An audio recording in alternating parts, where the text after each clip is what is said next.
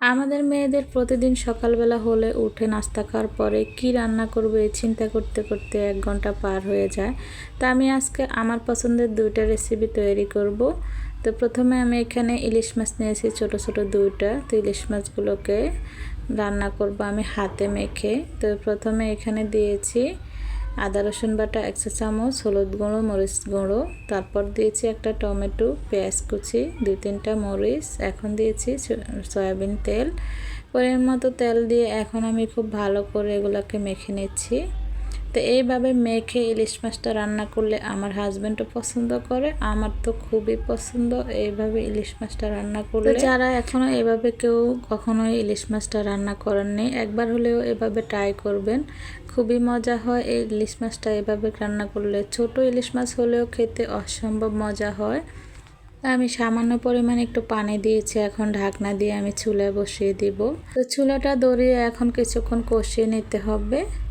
তাই তো মাছটা কষিয়ে নেওয়া হয়ে গিয়েছে, এখন আমি আরও একটু পানি দেব। তো ইলিশ মাছটা খুব একটা বেশি সময় লাগে না রান্না করতে, তো আমি পরিমাণ মতো পানি দিয়েছি, পানিটাও বেশি লাগবে না।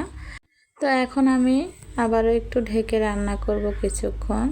তো এদিকে মাছটা হতে থাক, আমি এদিকে করলা ভাজি করব। তো করলাগুলোকে কেটে নিচ্ছি।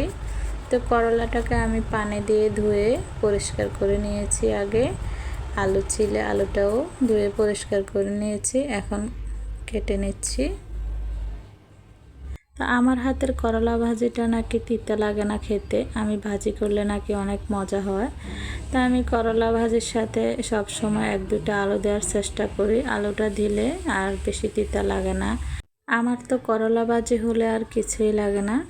তো আমার করলাগুলো কেটে নেওয়া হয়ে গিয়েছে, এখন আমি চুলায় চলে আসছি আবার। তাই এদিকে আমার মাছটাও রান্না হয়ে গিয়েছে, ধনেপাতা দিয়ে দিচ্ছি। মাছ বা অন্য কিছু রান্নার সময় যে কোনো কিছু আমরা রান্না করে সাথে একটু ধনেপাতা দিলে এর স্বাদটা আরও দ্বিগুণ বেড়ে যায়। আমার মাছটা রান্না করা হয়ে গিয়েছে, এখন আমি করলাগুলোকে ভেজে নেব। তো ফ্রাই প্যানে পরিমাণ মতো তেল দিয়ে 2টা পেঁয়াজ কুচি দিয়েছি, সাথে 2-3টা কাঁচামরিচ দিয়েছি। এখন আমি আলু আর করলাগুলো দিয়ে দিব। তো এই প্রসেসে যদি করলা ভাজি করেন, করলা কখনোই তিতা লাগবে না, করলা খেতেও অসম্ভব মজা হবে। তো স্বাদ মতো লবণ দিয়েছি, 1 চা চামচ হলুদ দিয়েছি। এখন নেড়ে ছেড়ে সব কিছুকে মিশিয়ে নিচ্ছি। এইভাবে নেড়ে ছেড়ে ভেজে নিতে হবে। তো করলা ভাজি করার সময় কখনোই ঢাকনা দিবেন না, তাহলে করলাটা তিতা লাগবে। তো এরই মাঝে আমার করলা ভাজিটাও করা হয়ে গিয়েছে। আমার আজকের ভিডিওটা কেমন লেগেছে কমেন্ট করে জানাবেন। আর আজকের জন্য এখানেই বিদায় নিচ্ছি। সবাই সুস্থ থাকবেন, ভালো থাকবেন। আল্লাহ হাফেজ।